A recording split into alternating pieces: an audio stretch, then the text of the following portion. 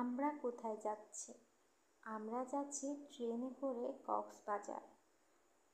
ট্রেনের জানালা দিয়ে এত সুন্দর প্রাকৃতিক দৃশ্য দেখে যেতে পারছি, আর দেখতে কিন্তু খুব ভালোই লাগছে।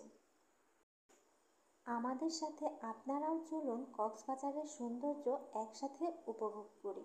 আর এই যে কক্সবাজার চলে এসেছি, আর এটা হচ্ছে কক্সবাজার রেল স্টেশন। আর এটা কিন্তু নতুন করা হয়েছে, এর ডিজাইনটাও খুব সুন্দর। আর এখানে সামনে একটা ঝিনুকের আদলে একটা স্তম্ভ করা হয়েছে, দেখে কিন্তু খুব ভালোই লাগছিল। আর এই রেল স্টেশনটাও ছিল অনেক বিশাল বড়। আর এই যে দেখতে দেখতে আমরা সমুদ্রের দেখা পেয়ে গিয়েছি। আর এটা হচ্ছে সমুদ্র সৈকতের একটা পাশে আমরা গিয়েছি। এক পাশে হচ্ছে পাহাড়, আরেক পাশে হচ্ছে সমুদ্র। আর এই তো আমি দাঁড়িয়ে আছি সমুদ্রের পানিতে পা ভিজানোর জন্য। আর দেখুন কত গর্জন সমুদ্র সৈকতের শব্দ। সমুদ্র শব্দ তো শুনলেন, চলেন আমরা একসাথে ঝর্ণার শব্দও শুনি। আর এটা হচ্ছে হিমছড়ি একটা ঝর্ণা। আর এখন আমরা আছি হিমছড়িতেই, একটা পয়েন্ট আছে পাহাড়, সেখান থেকে সমুদ্রটা খুব ভালো করে দেখা যায়। আর এখানে উঠে পড়লাম। আর বাচ্চাদেরকে নিয়ে যেহেতু গিয়েছি, তার জন্য একটু সাবধানতা অবলম্বন করতে হয়েছে। আর তার জন্য কিন্তু ভালো করে ভিডিওগুলো করা হয়নি। ছোট ছোট যে ক্লিপগুলো নিয়েছিলাম সেটাই একসাথে করে ভিডিওটা শেয়ার করেছি। আর আপনারা কক্সবাজার গেলে কক্সবাজার যে মেইন পয়েন্ট সমুদ্র সৈকত, সেটা বাদেও কিন্তু আরও অনেকগুলো পয়েন্ট আছে, যেমন মেরিন্ডা পয়েন্ট, সুগন্ধা পয়েন্ট, এই সবগুলো দেখার চেষ্টা করবেন। এগুলো কিন্তু এক একটা পয়েন্ট বা এক একটা জায়গা এক একটা থেকে সুন্দর।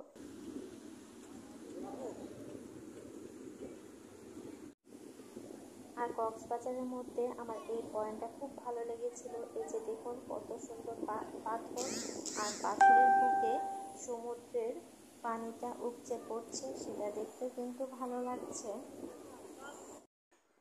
আর এই পাশে হচ্ছে রাস্তা দিয়ে আমরা যাচ্ছি, এক পাশে হচ্ছে সমুদ্র আর মাঝখান দিয়ে রাস্তা, আর অন্য পাশে ছিল পাহাড়।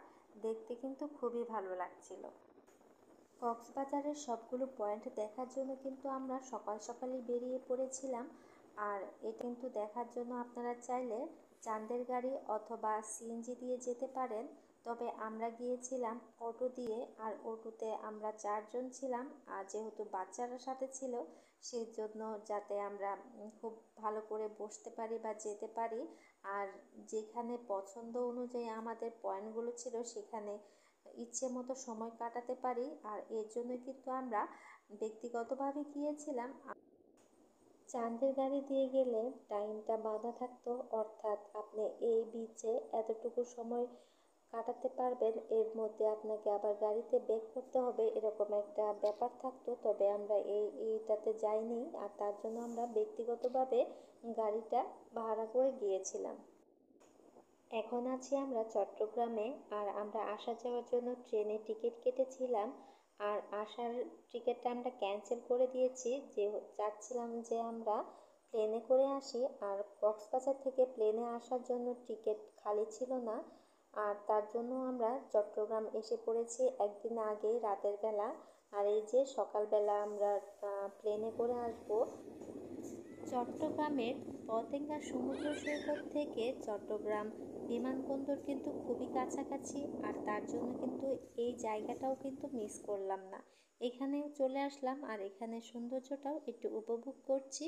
আর এই যে দেখুন দৌড়িয়ে দৌড়িয়ে কিন্তু আমরা বিমানবন্দরেও চলে এসেছি। আর এখানে কিছুটা অপেক্ষা করছিলাম। জানি না আমাদের কক্সবাজার ট্যুরটা আপনাদের কেমন লেগেছে। তবে বাচ্চা কাচ্চা নিয়ে গেলে কিন্তু ওইভাবে ভিডিও করা যায় না। তবে আপনাদের যদি আমাদের ভিডিওটা ভালো লেগে থাকে তাহলে একটা লাইক দিয়ে দিবেন, সেই সাথে আপনাদের মতামত কমেন্টে কিন্তু জানাতে পারেন। আর এই যে আমরা প্লেনে উঠে পড়েছি, আর বাচ্চারা তো গেমস নিয়ে খুবই ব্যস্ত। আর আমাদের প্লেনটা ফ্লাইও করে গিয়েছে, আর ওরা গেমস খেলছে।